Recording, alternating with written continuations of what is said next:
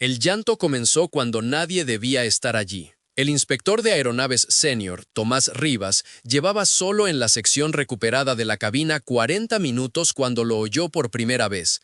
El sonido inconfundible de un niño sollozando desde algún lugar detrás del asiento del capitán. Pero el vuelo 447 se había estrellado en el Océano Atlántico hacía 2 años, matando a las 228 personas a bordo. Y ningún niño había sido registrado en la cabina durante los momentos finales del vuelo. Me llamo Daniel Hurtado, investigador de incidentes aéreos con 17 años de experiencia documentando sucesos inexplicables en la aviación comercial. Lo que estoy a punto de compartir ha sido negado oficialmente por 3 autoridades de aviación distintas, pero el testimonio existe en registros sellados a los que pocos han accedido. Esta es la historia de lo que pasó cuando los equipos de recuperación finalmente recuperaron la grabadora de voz de la cabina del vuelo 447 de Air France y lo que el inspector Rivas experimentó durante el subsiguiente examen de los restos. La operación de recuperación del vuelo 447 ya era inusual para cualquier estándar. Después de que el Airbus A330 se estrellara en el Océano Atlántico el 1 de junio de 2009, los investigadores tardaron casi 2 años en localizar y recuperar las cruciales cajas negras del fondo del océano. La aeronave había desaparecido durante un vuelo de Río de Janeiro a París, hundiéndose en el océano sin supervivientes. Durante 2 años, la causa permaneció como un misterio, mientras los equipos de búsqueda rastreaban un área del océano aproximadamente del tamaño de Suiza, trabajando a profundidades de casi 4.000 metros. Cuando los registradores de vuelo fueron finalmente recuperados en mayo de 2011, los investigadores esperaban respuestas, no más preguntas. Las grabaciones de voz revelaron una escena caótica en la cabina, una serie de advertencias de pérdida de sustentación, confusión entre los pilotos y los terribles sonidos de una aeronave en sus momentos finales. Pero nada en esas grabaciones indicaba la presencia de un niño en la cabina durante esos minutos finales. El manifiesto de pasajeros confirmó esto: ningún niño había sido autorizado a entrar en la cabina durante el vuelo. Así que cuando Tomás Rivas, un veterano con 30 años de inspección de aeronaves con la Oficina de Investigaciones y Análisis, reportó haber oído a un niño llorando mientras examinaba la sección recuperada de la cabina en un hangar seguro en las afueras de París, sus superiores fueron inmediatamente escépticos. «Sé lo que oí», insistió Rivas durante su primer interrogatorio, según documentos que he obtenido. No era mecánico. No era el viento. Era un niño llorando, sollozando en realidad, desde algún lugar detrás del asiento del capitán. Revisé por todas partes. No había nadie allí. Inicialmente, sus colegas asumieron que Rivas estaba sufriendo de estrés. La recuperación del vuelo 447 había sido particularmente difícil para todos los involucrados. Los cuerpos habían sido recuperados en varios estados de descomposición. El costo psicológico en los equipos de recuperación fue inmenso. Oír sonidos fantasma, razonaron, podría ser la mente de Rivas procesando el trauma. Era como escuchar el silbido del viento en un día de muertos, algo irreal. Pero entonces sucedió algo que no podía ser tan fácilmente desestimado. 3 días después de que Rivas reportara haber oído el llanto, un técnico de mantenimiento llamado Juan Morales estaba realizando procedimientos estándar de documentación en los restos de la cabina cuando su equipo de audio captó algo extraordinario. Estaba usando micrófonos sensibles para grabar sonidos ambientales como parte de las pruebas estándar de estrés del material, un proceso que ayuda a determinar cómo reaccionan los diferentes componentes de la aeronave a los cambios de presión. Lo que su equipo grabó fue el sonido distinto de la voz de un niño diciendo, en inglés, «Por favor, ayúdame, no puedo encontrar a mi mamá». La grabación duró exactamente 7 segundos antes de cortarse. Cuando los ingenieros de sonido lo analizaron más tarde, no encontraron evidencia de manipulación o fuentes de audio externas. La voz parecía originarse desde dentro de la propia cabina, específicamente desde el área detrás del asiento del capitán, precisamente donde Rivas había reportado haber oído el llanto. Pero había un problema. La cabina había estado sumergida en agua salada durante casi 2 años. Ningún dispositivo de grabación, más allá de los registradores de vuelo endurecidos, podría haber sobrevivido a tales condiciones. Y sin embargo, de alguna manera, la voz de un niño había sido capturada en el equipo de Morales. Era como encontrar un mariachi cantando en la luna.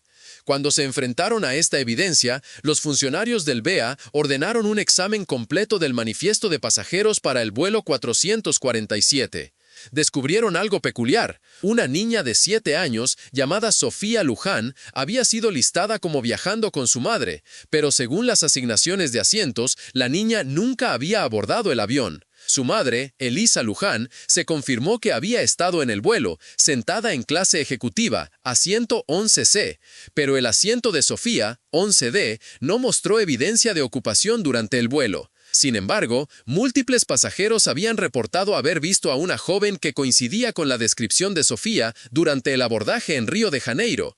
¿Cómo podía una niña ser vista abordando una aeronave, pero nunca ocupar su asiento asignado? ¿Y por qué su voz sería oída en la cabina 2 años después del accidente? La investigación tomó un giro aún más inquietante cuando los equipos de recuperación localizaron los restos de Elisa Luján. Las pruebas de ADN confirmaron su identidad, pero a pesar de los extensos esfuerzos de recuperación, nunca se encontraron restos que coincidieran con el perfil de ADN de Sofía. Era como si la niña simplemente se hubiera esfumado como humo de copal. El BEA formó una unidad especial de investigación para determinar qué le había pasado a Sofía Luján. Entrevistaron al personal del aeropuerto en Río, examinaron las imágenes de seguridad y hablaron con los miembros de la familia de otros pasajeros. Lo que descubrieron solo profundizó el misterio. Las imágenes de seguridad mostraron claramente a Elisa Luján pasando por la puerta de embarque en Río, sosteniendo la mano de una joven que coincidía con la descripción de Sofía. Tanto la madre como la hija tenían sus pases de abordar escaneados. No había duda de que Sofía había abordado el vuelo 447. Sin embargo, no se encontró rastro de ella en los restos. Era como buscar una aguja en un pajar. Los funcionarios inicialmente sospecharon que quizás el cuerpo de Sofía había sido consumido por la vida marina o arrastrado por las corrientes oceánicas. Pero esta teoría no explicaba la voz en la cabina 2 años después, y ciertamente no explicaba lo que pasó después. 2 semanas después de la grabación de Morales, el inspector Rivas solicitó permiso para realizar un examen nocturno de los restos de la cabina. Tales solicitudes eran inusuales, pero no sin precedentes. A veces, los inspectores creían que diferentes condiciones de iluminación podrían revelar patrones de daño no visibles durante los exámenes diurnos. Su solicitud fue aprobada, y a las 11:45 p.m. del 7 de junio de 2011, Rivas entró solo en el hangar seguro. Según los registros de seguridad, Rivas pasó aproximadamente 3 horas en el hangar. Las cámaras de seguridad lo muestran examinando cuidadosamente varias secciones de la cabina, tomando notas y ocasionalmente hablando en una grabadora de mano. A las 2:17 a.m., algo cambió. Las imágenes de seguridad muestran a Rivas mirando repentinamente hacia arriba, como si estuviera asustado. Se gira hacia el asiento del capitán, luego parece hablar con alguien no visible en la cámara. Durante los siguientes 20 minutos, las imágenes muestran a Rivas moviéndose alrededor de la cabina, pareciendo cada vez más agitado. En un punto, se arrodilla y se extiende hacia algo detrás del asiento del capitán. Sus labios se mueven, pero no hay audio en las imágenes de seguridad. A las 2:39 a.m., Rivas se levanta abruptamente, deja caer su portapapeles y sale corriendo del hangar. Cuando el personal de seguridad lo encontró afuera, Rivas estaba en un estado de extrema angustia. Según su informe, estaba pálido, sudando profusamente y repitiendo la misma frase una y otra vez. Ella todavía está en el avión. Ella todavía está en el avión. Era como si hubiera visto a la Llorona en persona. Cuando Rivas estuvo finalmente lo suficientemente calmado para proporcionar una declaración coherente, lo que describió estaba más allá de cualquier cosa en sus 30 años de investigación de aeronaves. Estaba examinando el panel de interruptores cuando oí su voz de nuevo, declaró Rivas en su informe. No estaba llorando esta vez, estaba más clara. Dijo, ¿puedes ayudarme a encontrar a mi mamá? Me di la vuelta y, sé cómo suena esto, la vi. Una niña con pelo oscuro, llevando un vestido azul con flores blancas. Estaba parada detrás del asiento del capitán, parcialmente transparente, como mirar a alguien a través de vidrio esmerilado. Rivas continuó, describiendo cómo la niña parecía estar confundida, preguntando repetidamente por su madre, y aparentemente sin darse cuenta de que estaba en una aeronave estrellada. Cuando me acerqué a ella, se volvió más sólida, más presente, continúa su informe. Me dijo que su nombre era Sofía y que se suponía que estaba sentada al lado de su mamá, pero un hombre piloto agradable la había invitado a ver la cabina antes de que el vuelo despegara. Dijo que estaba en la cabina cuando todo se oscureció y que había estado tratando de encontrar el camino de vuelta a su asiento desde entonces. Lo que hace que el relato de Rivas sea particularmente convincente es que en el momento de su experiencia no tenía conocimiento de Sofía Luján o del hecho de que una niña había potencialmente estado en la cabina durante el vuelo. El detalle sobre el vestido azul con flores blancas fue confirmado más tarde por el padre de Sofía como el atuendo que su hija había estado usando cuando salió para el aeropuerto con su madre. Pero había algo más en el informe de Rivas que heló la sangre a los investigadores. Según Rivas, Sofía le dijo que no estaba sola en la cabina. Hay otras personas aquí también, supuestamente dijo. Están atrapadas como yo. Siguen tratando de hacer que el avión funcione de nuevo. Esta declaración adquirió un significado horrendo cuando los técnicos entraron en el hangar a la mañana siguiente y encontraron algo inexplicable. Los instrumentos de reserva en la cabina dañada estaban encendidos. A pesar de no tener fuente de alimentación ni conexión de batería y de estar sumergidos en agua salada durante 2 años, el indicador de altitud de respaldo estaba operativo. Aún más inquietante, estaba mostrando una lectura de altitud de 35.000 pies, la altitud de crucero aproximada del vuelo 447 antes de que encontrara problemas. Era como si el avión estuviera intentando volver a volar desde el más allá. Los funcionarios ordenaron inmediatamente un examen técnico completo de la cabina. Los ingenieros confirmaron lo que debería haber sido imposible. Varios instrumentos estaban de hecho recibiendo energía de una fuente desconocida. Cuando intentaron desconectar los instrumentos, varios técnicos reportaron haber recibido poderosas descargas eléctricas. Una ingeniera, María Durán, sufrió quemaduras de 3er grado en sus manos cuando tocó el indicador de altitud. No era solo electricidad, declaró Durán más tarde en una entrevista privada. La electricidad no se comporta de esa manera. El patrón de quemaduras en mis manos parecía pequeñas huellas de manos. El BEA rápidamente puso en cuarentena toda la sección de la cabina y restringía el acceso solo al personal esencial.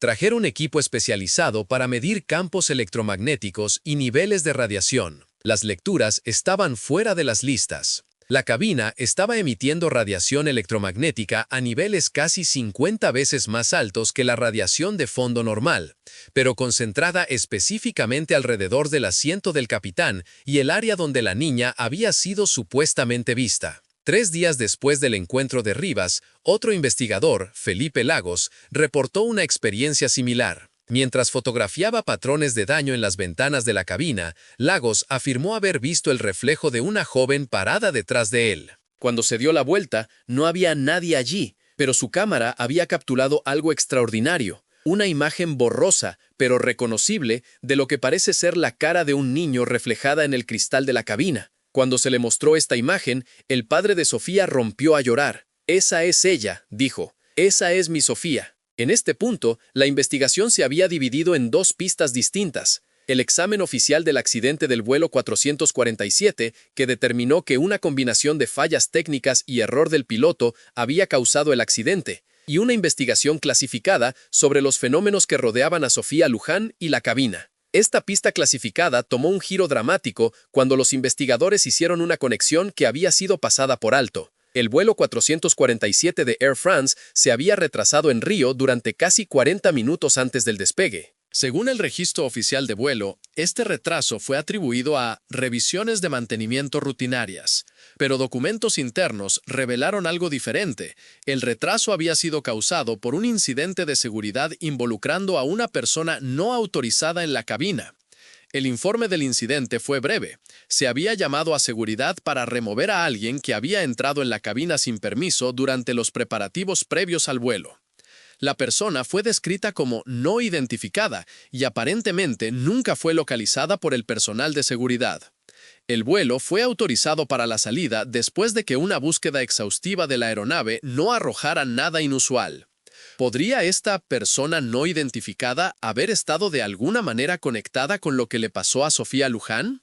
Y aún más inquietante, ¿podrían haber estado conectados al subsiguiente accidente del vuelo 447? La investigación tomó otro giro inesperado cuando los funcionarios revisaron la grabadora de voz de la cabina de nuevo, esta vez escuchando específicamente cualquier sonido que pudiera indicar la presencia de un niño. Mientras que los momentos finales del vuelo permanecieron iguales, los pilotos luchando por entender por qué la aeronave no estaba respondiendo correctamente, los ingenieros de sonido descubrieron algo en el fondo que había sido previamente pasado por alto. Aproximadamente 7 minutos antes del accidente, durante un momento en que los tres pilotos estaban hablando simultáneamente sobre las advertencias de pérdida de sustentación, una voz débil puede ser oída diciendo lo que suena como «nos está llevando a casa». La voz no coincide con ninguno de los pilotos. El análisis de sonido indicó que pertenecía a un niño de aproximadamente 5 a 8 años de edad. Cuando esta evidencia fue presentada al jefe de la investigación, Juan Pablo Troncoso, tomó una decisión sin precedentes. Ordenó una completa limpieza espiritual de los restos de la cabina, trayendo representantes religiosos de varias religiones para realizar rituales de bendición. Este paso inusual nunca fue reconocido oficialmente en ningún informe público, pero múltiples fuentes confirmaron que tuvo lugar durante 2 días a finales de junio de 2011. Tras estos rituales, las anomalías electromagnéticas en la cabina cesaron, los instrumentos alimentados se apagaron, y quizás, lo más significativo, no se reportaron más avistamientos de Sofía Luján. Pero el misterio de lo que le pasó a ella permaneció sin resolver. Era como un cuento de aparecidos en medio del vuelo. El informe oficial sobre el vuelo 447 no hizo mención de Sofía Luján o de los fenómenos experimentados por el equipo de inspección. Concluyó que el accidente fue causado por una combinación de lecturas inconsistentes de velocidad aérea causadas por tubos pitot congelados, respuestas inapropiadas del piloto a estas lecturas y una pérdida de sustentación a gran altitud de la que la tripulación no pudo recuperarse. Nada en este informe abordó cómo un niño podía abordar una aeronave, aparentemente visitar la cabina y luego desaparecer sin dejar rastro. Sin embargo, esta historia deja una pregunta resonando en el aire. ¿Qué precio pagamos por los secretos que preferimos ignorar? Como diría mi abuela, no hay mal que dure 100 años ni cuerpo que lo resista, pero a veces los ecos del pasado persisten más allá de lo que podemos comprender. Y si quieres apoyar este canal, ya sabes, puedes dejar un súper gracias. Imagina la escena, un avión solitario en un hangar, la luz tenue de la noche, el silencio interrumpido solo por el zumbido ocasional de una lámpara fluorescente. En 2017, después de 6 años del hallazgo de los restos, Thomas Reeves, con el peso de un cáncer terminal y sin nada que perder, decidió romper su silencio. Confesó a un periodista francés detalles escalofriantes, secretos nunca antes revelados al público, incluyendo una frase que, según él, lo atormentaría hasta el final de sus días, pronunciada por una niña llamada Sofía. Ella dijo que no debían estrellarse, reveló Reeves en su última entrevista. Dijo que alguien había cambiado su rumbo para llevarlos hasta allí. Cuando le pregunté quién, señaló un espacio vacío cerca del asiento del copiloto, y dijo: el otro hombre, el que no es piloto, tocó los controles cuando nadie miraba, y luego añadió algo que jamás podré olvidar. Todavía lo está haciendo con otros aviones. 3 semanas después de esta revelación, Reeves falleció.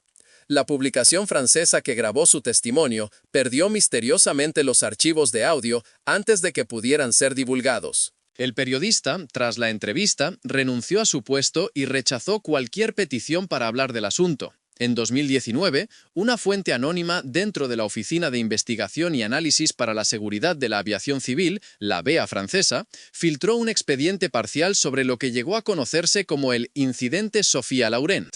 Este expediente revelaba que, en los años posteriores al rescate de los restos del vuelo 447, la BEA había estado monitorizando discretamente informes de pilotos y equipos de mantenimiento sobre niños escuchados o vistos en aeronaves que habían experimentado incidentes graves o cuasi accidentes. Según este documento, entre 2011 y 2019 se registraron 27 informes creíbles de equipos de mantenimiento que escucharon voces de niños en aviones vacíos durante los turnos de noche.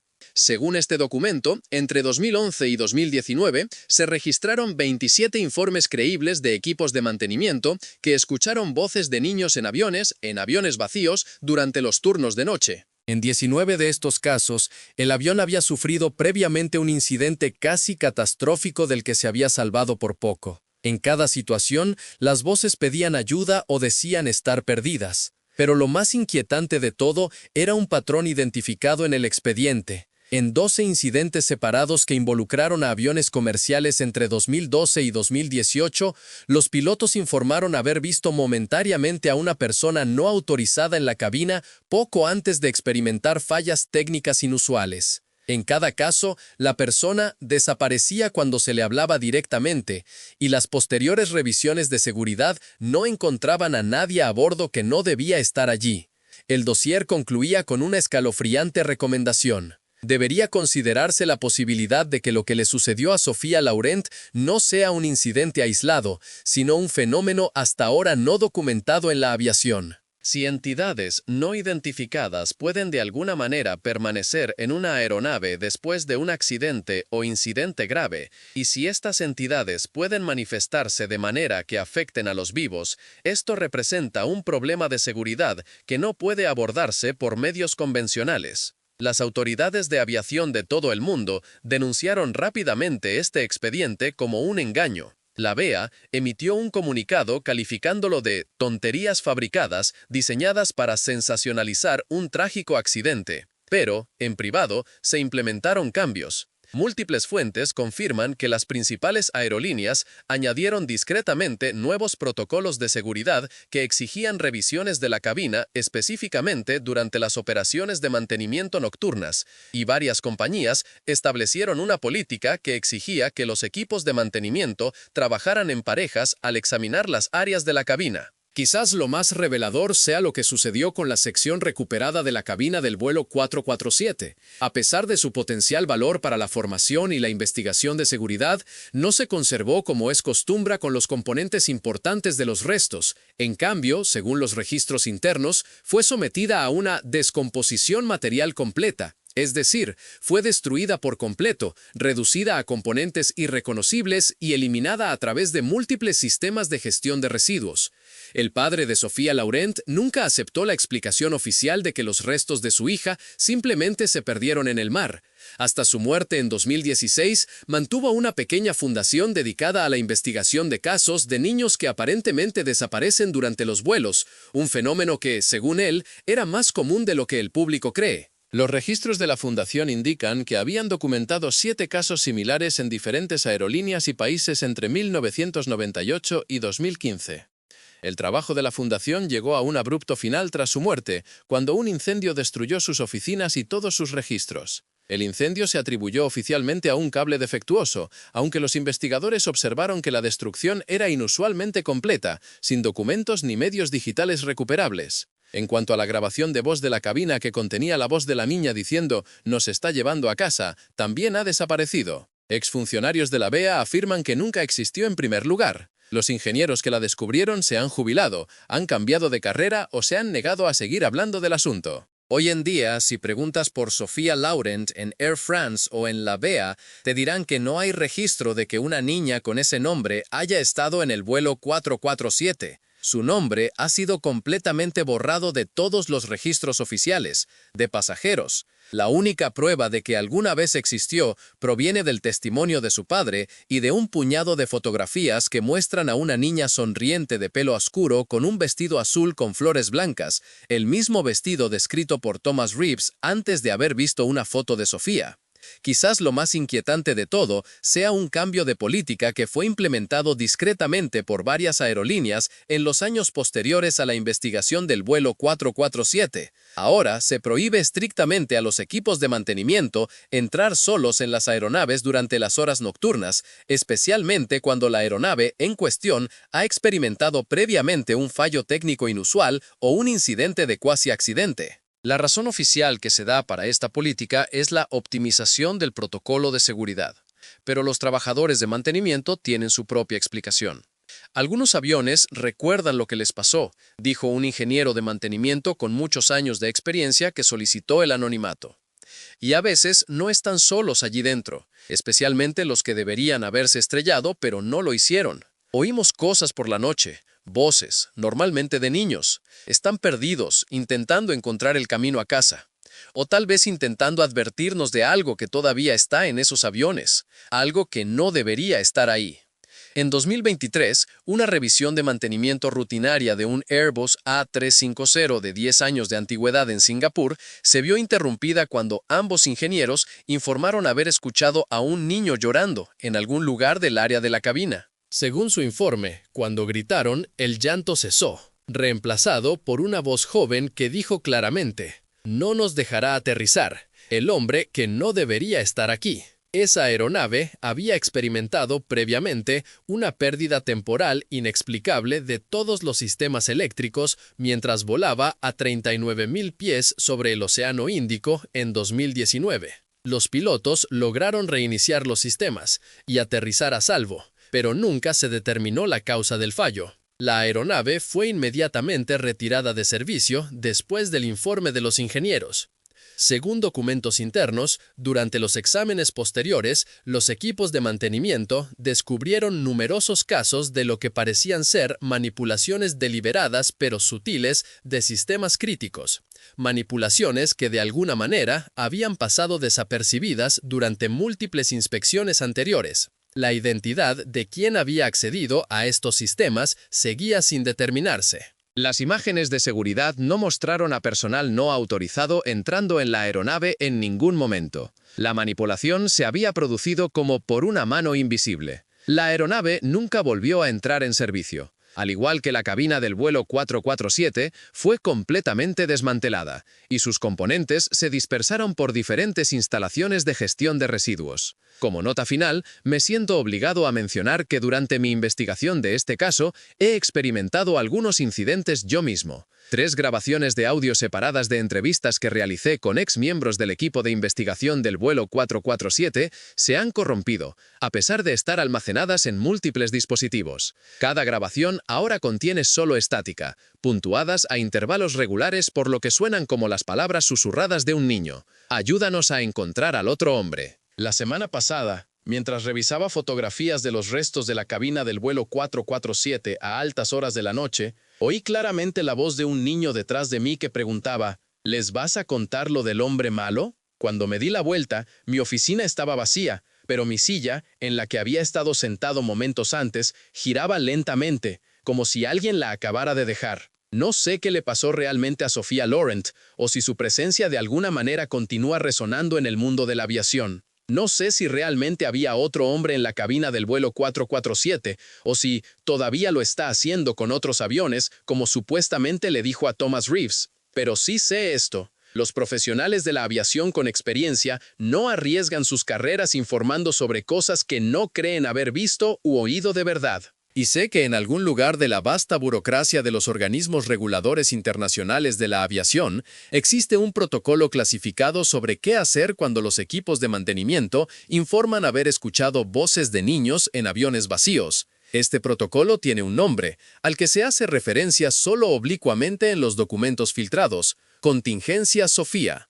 Si alguna vez te encuentras solo en un avión durante las horas de mantenimiento y oyes a un niño llorando, las autoridades de aviación recomiendan que salgas inmediatamente del avión e informes del incidente. No intentes localizar la fuente del llanto. No llames ni hagas preguntas. Y lo más importante, si ves a alguien en la cabina que no estaba allí antes, a nadie, ya sea niño o adulto, no te acerques a él. Simplemente márchate. Márchate inmediatamente.